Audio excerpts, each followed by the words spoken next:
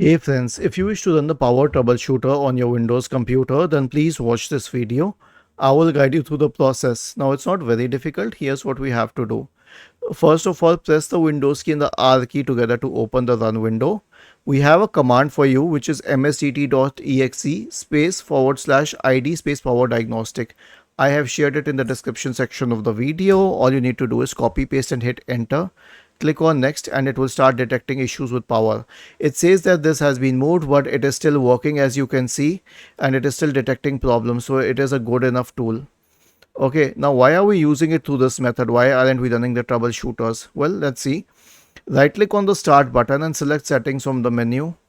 Go to the system tab, select troubleshoot in the right pane, and then select other troubleshooters, and then you can check that there is no power troubleshooter here. Was this helpful? If yes, then please subscribe to the channel. If not, then let us know in the comment section of the video on how we could help you further. Thank you for watching this video and have a nice day.